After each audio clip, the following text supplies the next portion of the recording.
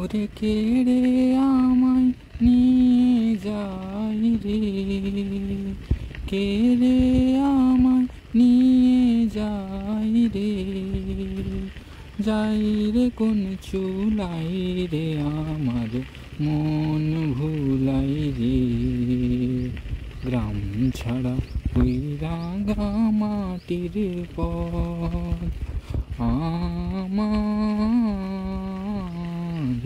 মন ভুলাই রে।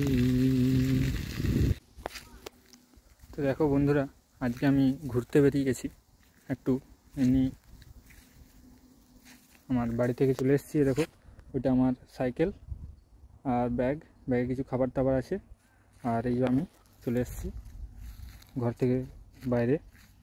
দেখো ঘুরতে যাওয়ার আমার কারণ হচ্ছে মেন, দেখো যদি তুমি ঘরে, আমরা অনেক সময় একই রকম কাজ থাকে, কাজের মধ্যে থাকি। দেখো যারা বসে বসে থাকি তাদেরকে ঘরের মধ্যে এমন কিছু কাজ তো খুঁজে নিতেই হবে যেগুলোতে আমাদের শরীরের পরিশ্রম হচ্ছে, আমাদের যে হাত পা চোখ কান নাক মুখ সব শরীরটা তৈরি হয়েছে, সেটা কিন্তু শুধুমাত্র বসে থাকার জন্য নয়। তার কারণ যদি আমি না করি তখন আমাদের মাথাটা বেশি সচল হয়ে যাবে, এবং মাথা যখনই বেশি সচল হয়ে যাবে তখন কিন্তু আমাদের শরীরের উপর তার প্রভাব পড়বে, শরীরটা বিরক্ত হয়ে যাবে। তার জন্য শরীরটাকে কিন্তু আমাদেরকে খাটাতে হবে, মোচড় দিতে হবে, এবং তার জন্য হাঁটাহাঁটি, সাইকেল চালানো, এদিক ওদিকে একটু ঘোরা, খেলাধুলা করা, এগুলো কিন্তু খুব জরুরি। তাহলে সব কিছুই আমরা যে কাজগুলো করছি সেই কাজটা একটা শিল্প হতে পারে যদি সেই কাজটাকে আমরা কিন্তু শরীরের সঙ্গে মনের সামঞ্জস্য বজায় রেখে করি। যেমন রান্না করা, সেটাও কিন্তু একটা শিল্প, কারণ রান্নাতে তোমার জিনিসটার সঙ্গে আমরা পুরোপুরি এনগেজ থাকি। এই জন্য ঘরে যখন থাকি তখন আমি বিভিন্ন রকম রান্নার সঙ্গে যুক্ত থাকি, ঘরের লোকেরা মা বাবা ওরা যে কাজ করছে তাদের সঙ্গে আমি যুক্ত থাকি। তারপর নিজের এমন কিছু কাজ করি, হাঁটাচলা করি, ঘোরাফেরা করি, ঘরের মধ্যে ব্যায়াম করি, যাতে আমি নিজের শরীর মন এমন কিছু কাজের সঙ্গে যুক্ত থাকি যাতে শরীর মন দুটোই একসাথে যুক্ত থাকে এবং সেই কাজটার মধ্যে আমি এনগেজ থাকি। এরপরে ঘুরতে কেন এসেছি, ঘুরতে আসারও কারণ, এবং ঘরের মধ্যে থাকতে থাকতে আমাদের যে মনে হয় বিভিন্ন সময় যে আমরা প্রকৃতিকে দেখে আসি, বাইরে দেখে আসি। বাইরে দেখো এত সুন্দর গাছপালা প্রকৃতি। তো আমাদের যারা শহরের মাঝখানে একদিন থাকি তারা বেশিরভাগ সময় গাড়ি ঘোড়ার দেখি, গাড়ি ঘোড়া চলছে, আওয়াজপত্র শুনতে পায়, লোকজনের ঝামেলা, চিৎকার চেঁচামেচি, লোভ, মানুষের তো লোভের শেষ নেই। তার মাঝখানে যদি আমরা নিজেদেরকে খুঁজতে চাই নতুন করে, তখন কিন্তু আমাদেরকে এরকম প্রকৃতির মাঝখানে আসতেই হবে, যেখানে কিন্তু আমরা একটা সমতার মধ্যে নিজেকে খুঁজতে পারি। কারণ আমরা এই প্রকৃতিরই অংশ, প্রকৃতির মধ্যে সব কিছু কিন্তু একটা সমতার মাঝে চলছে, একটা কিন্তু ব্যালেন্স, একটা মাপকাঠি রয়েছে, সমতা রয়েছে প্রকৃতির মধ্যে। সেই মাপকাঠি হিসাবে কিন্তু প্রকৃতি চলছে আপন নিয়মে। মাঝখান থেকে যদি আমাদের মানুষের ক্ষেত্রে কী সমস্যা হয়েছে, অহংকার চলে আসে, আমি ভাবটা চলে আসে, এবং সেক্ষেত্রে কিন্তু মানুষ অনেক কিছু এমন কিছু করে যেটা প্রকৃতিরও ক্ষতি হয়, নিজেদের তো ক্ষতি হবেই। মানুষ এটা নিজেদের ক্ষতি হচ্ছে, নিজেদের শরীর মনে ক্ষতি হচ্ছে বুঝেও মানুষ সেগুলো থেকে দূরে আসতে পারে না। নইলে যারা নেশা করছে তাদের তো সিগারেটের প্যাকেটের গায়ে লেখা আছে যে এটা খেলে ক্যান্সার হতে পারে, বিড়ির প্যাকেটের গায়ে লেখা থাকে, তাও কেন তারা খায়? কারণ তারা জানে ক্ষতি, তাও এটা থেকে সরে আসতে পারছে না। সেরকমই এমন কিছু খাবার আছে যেগুলো আমাদের শরীরের পক্ষে ক্ষতি করে, আমাদের শরীরে ইফেক্ট হচ্ছে, আমাদেরকে রোগ হচ্ছে, আমাদেরকে ওষুধ খেতে হচ্ছে, তাও আমরা সেই খাবারগুলো থেকে সরে আসতে পারছি না। তার কারণ এটাই হচ্ছে মানুষের বুদ্ধির অভাব। তো বুদ্ধিটাকে আমাদেরকে সেইভাবে কাজে লাগাতে হবে। সেদিক থেকে কিন্তু একটা পশু পাখি কিন্তু অনেক বুদ্ধিমান, তাদেরকে কিন্তু তাদের সেই জিনিসগুলো তাদেরকে ভাবতে হয় না, তাদেরকে অটোমেটিক তারা সেইটার উপরে ছেড়ে দিয়েছে। তারা অ্যাকচুয়ালি ভগবানে বিশ্বাস করে, তারা সব কিছু তাদের উপরে ছেড়ে দিয়েছে। তাদের মধ্যে যদি সেই অহংকার ভাবটা থাকতো তাহলে কিন্তু তাদেরকে মানুষের মতনই কষ্ট পেতে হতো, রোগে ভুকে ডাক্তারের কাছে যেতে হতো, তাদেরকে তো যেতে হয় না। তাহলে সেরকম মানুষকেও যদি প্রকৃতির সঙ্গে একসাথে মিশতে হয়, প্রকৃতির সঙ্গে বুঝে চলতে হয়, তাহলে নিজেরাও যে প্রকৃতির অংশ সেটা জানতে হবে। নিজেদেরকে প্রকৃতির উপরে ভাবা চলবে না, আমরা যে প্রকৃতির অংশ সেইটাকে ভাবতে হবে। এবং তাহলেই আমরা দেখতে পারবো যে আমাদের শরীরে কিন্তু সব কিছু ব্যালেন্সের হিসাবে চলছে, আমাদেরকে শুধু সেটার সাথে থাকতে হবে, সেটা জানতে হবে। তাহলে কিন্তু আমরা শরীর মনকে দুটোকে জানতে পারবো। তো সেই জন্য আমার ঘুরতে আসা। তো এটা আমি একটু এসেছি বাইরে, একটু মুড়ি টুড়ি নিয়ে এসেছি, মুড়ি তরকারি বাড়িতে ছিল সেগুলো নিয়ে এসেছি, খাওয়া দাওয়া করবো। আর যদি বেশি দেরি হয়ে যায় তখন একটু বাইরে হোটেলে ভাত খেয়ে নেবো, বাকি তারপর সন্ধ্যাবেলায় বিকাল থেকে ঘর চলে যাব। আর মাঝখানে যা কিছু ঘুরবো সেগুলো ছোটো ছোটো ভিডিও তো দেখাবোই, আর যদি বড় ভিডিওতে পারি একটা ভিডিওতে দিয়ে দেবো। তো ভালো থেকো, বাস।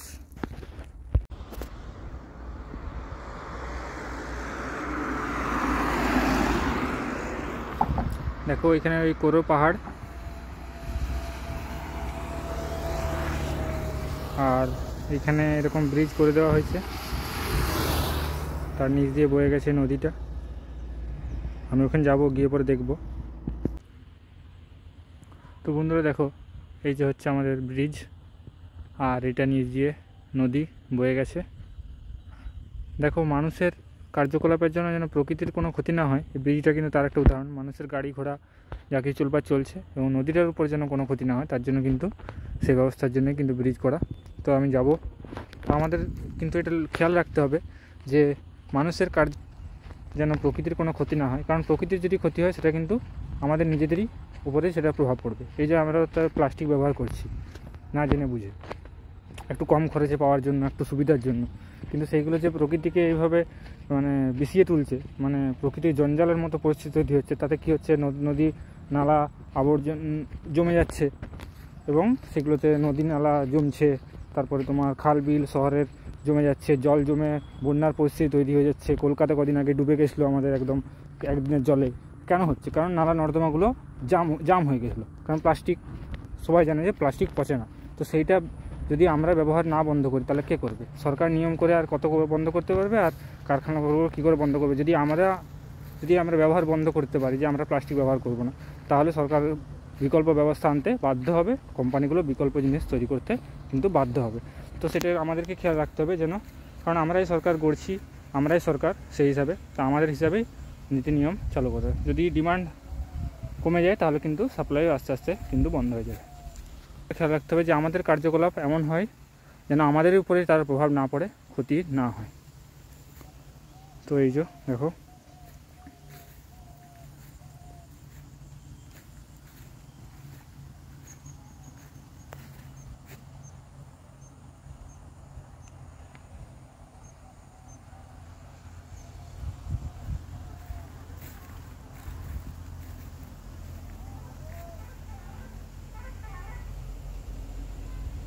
ওইখানে একটা ছোট ব্রিজের মতো আছে, ওখানে সবাই চান করছে। এদিকে ছোট কোনো গ্রাম চলে গেছে, আর ওই পাশে আছে পাহাড়, যেটা দেখালাম করোর পাহাড়। তো ওইখানে আমরা যাব, ছোট পাহাড়টায় বাঁকুড়ার মধ্যেই, ওই পাহাড়টাতে আমরা যাব, উঠে দেখব। তো এই পাহাড়টায় আসতে হলে যে কীভাবে আসতে হয়, দেখো প্রকৃতির মাঝখানে আমরা যখন থাকি তখন প্রকৃতিকে আমাদের জানা দরকার, প্রকৃতির কাছে শিক্ষা গ্রহণ করার জন্য প্রকৃতির মাঝে আসা দরকার, কিন্তু প্রকৃতিকে বিপর্যস্ত করে নয়, প্রকৃতির ক্ষতি করে নয়। তাহলে এই পাহাড়টা আসার জন্য প্রথমে আমাদেরকে হচ্ছে এই পাহাড়টা এই গঙ্গাজল ঘাটি বা অমরকাননের কাছাকাছি, এই জায়গাটায় এই খাটা, কাঞ্চনপুর, গোবিন্দধাম, এই জায়গাগুলোর কাছাকাছি কিন্তু এই পাহাড়টা পড়ছে। মাঝখানে এই রাস্তাটার মধ্যে এটা পাওয়া যাবে, এবং তার পাশে এইদিকে রাস্তা চলে গেছে, ওই রাস্তা ধরে গেলেই কিন্তু ওই পাহাড়টাতে পৌঁছানো যাবে। তাহলে যদি বাঁকুড়া থেকে কেউ আসতে হয় তাকে গঙ্গাজল ঘাটি রোডের ধরে আসতে হবে, হেভি মোড়ের কাছ থেকে এই রোডে ধরে এলেই গঙ্গাজল ঘাটি অমরকাননের আগেই কিন্তু এটা পাওয়া যাবে। আর মেজিয়া ওই দিক থেকেও আসা যাবে, রানীগঞ্জ ওই দিক থেকেও এই সাইড হয়ে আসা যাবে। তো এই হচ্ছে ব্যাপার। তো আমরা পাহাড়ে যাব, গিয়ে পরে দেখব কি আছে। দেখো ব্যাপারটা হচ্ছে যে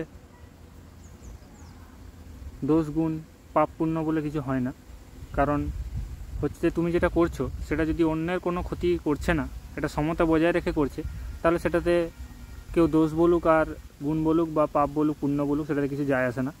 কারণ যতক্ষণ না তুমি সমতা বজায় রেখে করছো, অন্যের ক্ষতি করছো না, যখনই তুমি সমতা বজায় রেখে কোনো কিছু করবে না, কারোর সাথে ক্ষতি হবে, তখনই সেটার বিরোধ আসবেই, এবং সেটাই তখন দোষ বলে প্রমাণিত হবে। তাহলে যতক্ষণ না তুমি ক্ষতি করছো, সেটা বুঝে করছো, সব দিক বুঝে চলছো, ততক্ষণ না কিন্তু সেই কোনো জিনিসেই কোনো দোষ নেই, ক্ষতি নেই। তোমার জন্য যেটা ঠিক সেটা তোমার জন্যই ঠিক, অন্যের জন্য ভুল হতে পারে। তো এই জন্যই আমাদের কিন্তু বুদ্ধি বিবেচনা সেগুলোই কাজে লাগে, চলা উচিত এইভাবে আমাদের। দেখো একে নিজেদের মধ্যে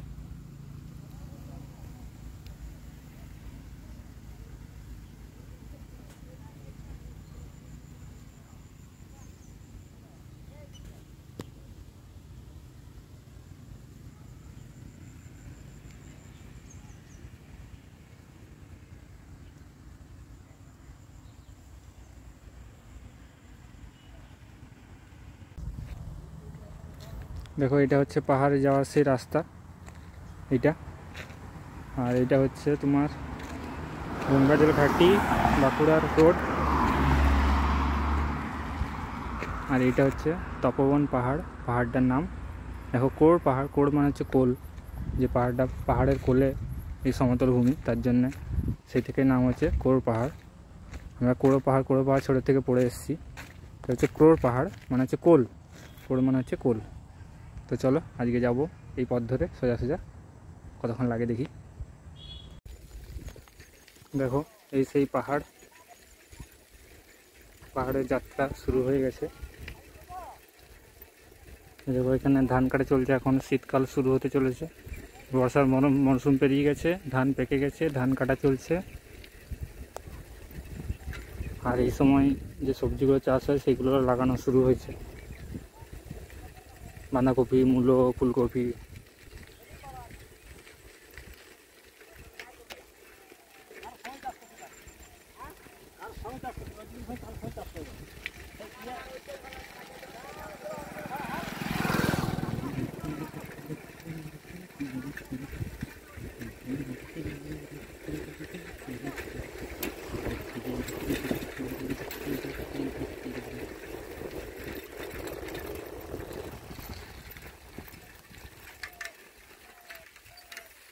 দেখো পাহাড়ে আসা মানে নিজের বেশটাকে ভুলে আসা কিন্তু নয়।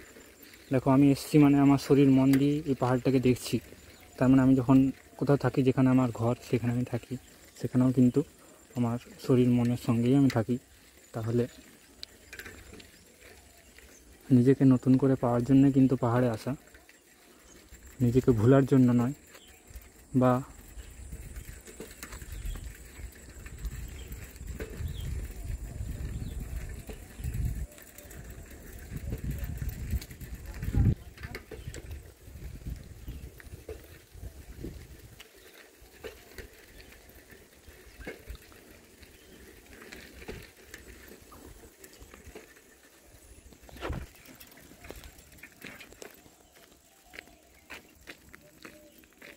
মানে আমার বলার বক্তব্য হচ্ছে যে আমি যখন পাহাড়ে আসতাম প্রথম থেকে আমি দেখেছি, তো আমার খুব আনন্দ লাগতো। মাঝে মাঝে আমি একা আসতাম পাহাড়ে, তো আমার অনেক আনন্দ লাগতো, উচ্ছ্বাস হতো, আমি যেন সব কিছু ভুলে যেতাম। তো কিন্তু সব কিছু ভুলে থাকার জন্য কিন্তু পাহাড়ে আসা নয়, সব কিছুকে নতুন করে বোঝার জন্য। আমি যে আমার যে শরীর মনের লড়াই এবং তার সঙ্গে যে দুনিয়ার লড়াই, সেটা যে চলতেই থাকে এবং তার মাঝখানে নিজেকে পাওয়া খুঁজে, সেগুলো জানার জন্য কিন্তু পাহাড়ে আসা।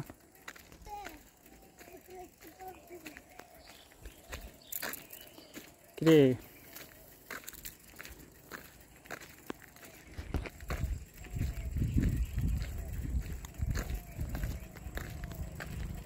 মানে আমি যে কোনো কাজ যদি করছি, সেটাতে আমি যদি খুব আনন্দে উচ্ছ্বসিত হয়ে যাই, খুব আনন্দ দেয়, সেই সময় যদি আমার নিজের বেশটা ভুলে যায়, আমি কোথা থেকে এসেছি, কীভাবে এসেছি, না আমি যদি এখন আমার ঘরের কথা ভুলে যাই, নিজের মা বাবাকে ভুলে যাই, তাদের লড়াইয়ের কথা ভুলে যাই, বা আমার যে শরীর মন যে লড়াই সেটার কথা ভুলে যাই, যেখান থেকে আমি এসেছি, যার জন্য আমি এখানে দাঁড়িয়ে আছি এবং যার জন্য সব কিছু হচ্ছে, তাকেও যদি ভুলে যাই, তাহলে কিন্তু আমি যে কোনো কাজের ক্ষেত্রে, শুধু ঘুরতে যাওয়া নয়, যে কোনো আনন্দের কাজ হতে পারে, সেটা যেটা অনুভবের যে কোনো কাজ হতে পারে, যে কোনো মজার দিক হতে পারে শরীর মনের,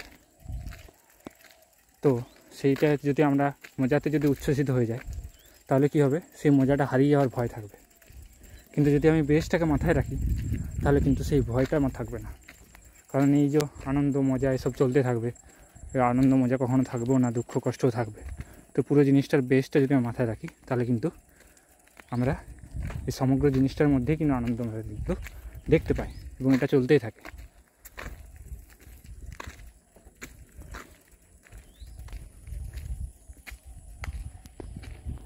তো এখানে বড় বড় কতগুলো মাকড়সা আমি দেখতে পাচ্ছি।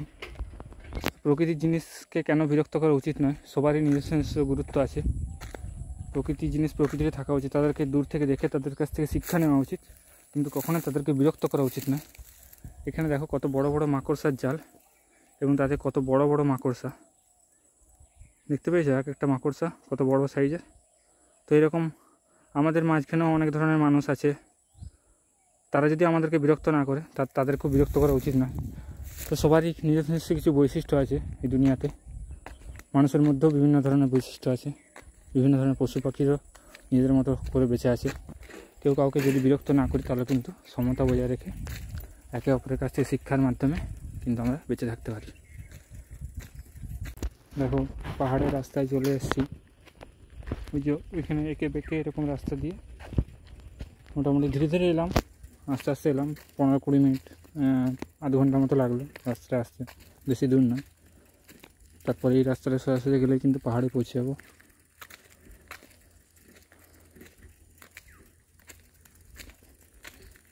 চলো যাই। দেখো এখানে মানুষ যে তোমার ধানগুলো উৎপন্ন হচ্ছে এখন, এখানে উৎপন্ন হোক, গ্রাম সাইডে হোক, শহরে উৎপন্ন হোক, সেগুলো কিন্তু কাটার পর বস্তাবন্দি করে পাঠিয়ে দিয়ে হচ্ছে সরকারের গুদামে। সরকার কিনে নিচ্ছে চালটা, এবং তারপর আমাদেরকে তো রেশন পাঠাচ্ছে সরকার, ফ্রিতেই পাঠাচ্ছে। যাই হোক, তো এবারে মানুষ যে যারা চাষটা উৎপন্ন করছে তাদের হাতে কিন্তু তারা টাকা পেয়ে যাচ্ছে। তাহলে গুরুত্বটা টাকার কোথায় কম? দেখো, যতক্ষণ মানুষের কাছে জিনিসটা ধান হিসেবেই ছিল, তারা আগেকার দিনে ধান মজুত করে রাখতো, তো সেটা একটা গুরুত্ব ছিল, ভ্যালু ছিল, তারা সেই জিনিসটার মধ্যে যুক্ত থাকতো সারা বছর, তাদেরকে আর কিছু ভাবতে হতো না। কিন্তু যখনই তারা টাকা পেয়ে গেল, এবং মানুষের সরকারের কাছ থেকে তো চালও পেয়ে যাচ্ছে এবং সে টাকাও পেয়ে যাচ্ছে, কিন্তু সে টাকাটা দিয়ে সে তার হাতে যখন টাকাটা চলে আসছে, টাকাটার কিন্তু বিভিন্ন দিকে সে খরচা করতে পারে। কিন্তু সেটা যদি ধান হিসাবে মজুদ থাকতো, তাকে আর অন্য কিছু ভাবতে হতো না, সেটা ধান হিসাবেই তার কাছে থাকতো। সে সেটা প্রয়োজন মতো খাবার খেত, বিক্রি করতো, খরচা করতো। কিন্তু যখন সে সেটার বদলে দিয়ে টাকা পেয়ে গেল, তখন সে টাকা দিয়ে সে গাড়ি কিনতে পারে, বাড়ি কিনতে পারে, এই কিনতে পারে, হাই কিনতে পারে। টাকার গুরুত্বটা কীরকম দেখো। আর এই জন্য টাকাটা কীভাবে ক্ষতিও করতে পারে, টাকাটা একদিকে যেমন উপকার করছে, টাকাটা কীরকমভাবে ক্ষতিও করতে পারে, যদি আমরা সেটার গুরুত্ব এরকমভাবে দেখি। যে কোনো জিনিসের ক্ষেত্রে কিন্তু এরকম, যদি টাকা আমাদের হাতে চলে আসে, টাকাটা দিয়ে বিভিন্ন কোম্পানি তো নেশার জিনিসও বিক্রি করছে, এবং সেটা টাকা দিয়ে পাওয়া যাচ্ছে। তাহলে আমাকে বুঝতে হবে যে আমি কোন জিনিসটা করব এবং কোন জিনিসটা করব না। কিন্তু সেই জিনিসটা যদি আমার হাতে, যে জিনিসটা দরকারি সেই হিসাবেই মজুদ থাকতো, তাহলে কিন্তু আমাদেরকে এতটা ভাবতে হতো না। তো টাকার বেশি গুরুত্ব এই জন্য দেওয়া উচিত নয়, যতটুকু গুরুত্ব ততটুকুই দেওয়া উচিত। তো এটা আমার মাথায় এলো, তো আমি তার জন্য বললাম। চলো পাহাড়ে যাওয়া যাক। চলে এসেছি পাহাড়ে।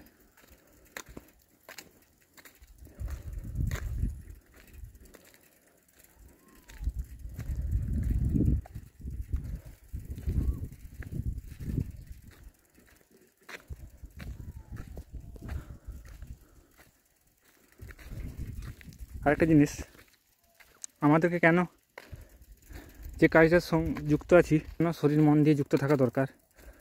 তার কারণ দেখো, আমাদের শরীর মন দিয়ে যদি আমরা কাজটার সঙ্গে যুক্ত থাকি, আমাদের শরীর মোচড় খাচ্ছে, আমাদের খিদেও পাবে, তারপরে আমাদের খাওয়া হয়ে গেলে আমাদের বিশ্রামও হবে, ঘুমও হবে।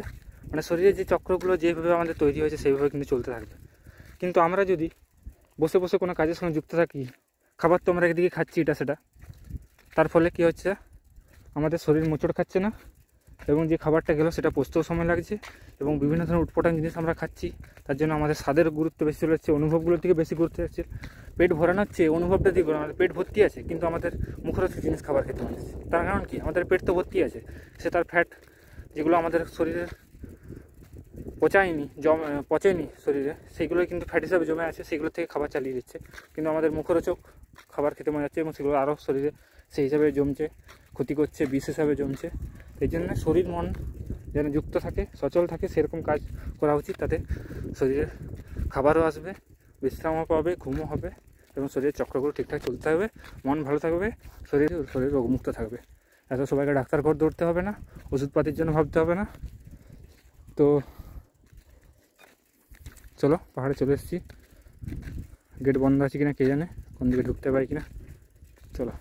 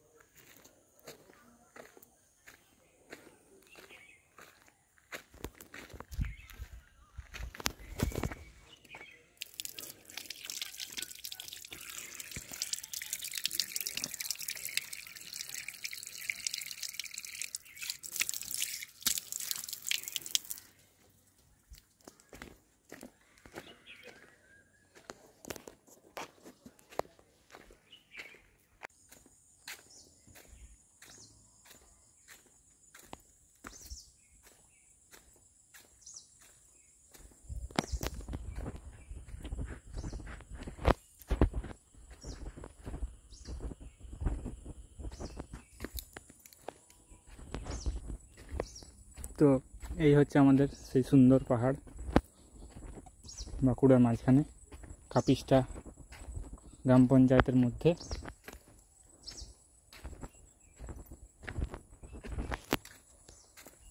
তো দেখো কত সুন্দর জায়গা, মানুষই কিন্তু এটাকে কিন্তু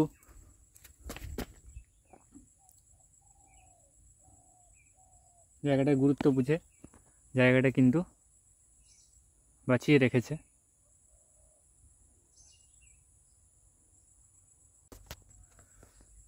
দেখো আমাদের জীবনে অনেক সময় এমন সিচুয়েশান আসে যখন আমরা খুঁজে পাই না যে এরপর কী।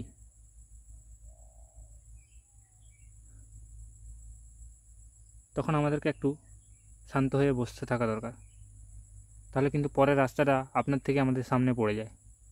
তখন আমাদের বিচার বুদ্ধি কাজে লাগিয়ে সেই পথে চলবার সাহস, শক্তি, বুদ্ধি সেগুলো কিন্তু তখন আমাদের কাজে আসে। জীবনে চলতে চলতে বিভিন্ন রকম রাস্তার মধ্যে আমাদেরকে বিভিন্ন রকম লড়াইয়ের সম্মুখীন হতে হবে, বিভিন্ন রকম জিনিসের সম্মুখীন আমাদেরকে হতে হবে। তারপর মাঝে মধ্যে আমরা কিন্তু বিশ্রাম চাইবে শরীর মন, এবং তারপর সেই বিশ্রামের পর নতুন রাস্তা খোঁজার জন্য হড়বড়ি না করে একটু শান্ত হয়ে যদি আমরা বসে থেকে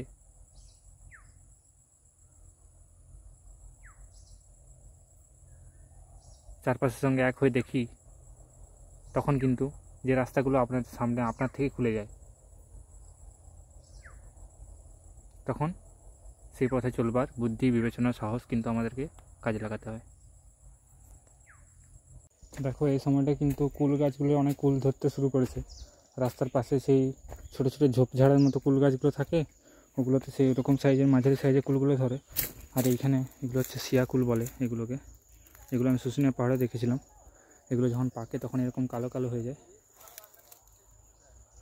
খেতে খুব মিষ্টি মিষ্টি একটা স্বাদ লাগে, টক টক মিষ্টি মিষ্টি স্বাদ।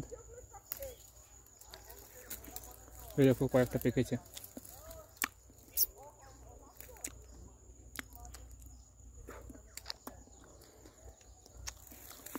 একটা টক টক মিষ্টি মিষ্টি স্বাদ আছে, খেলেই বুঝতে পারবে। অনেক পাবে এগুলো ঘরে বসে বসে। তো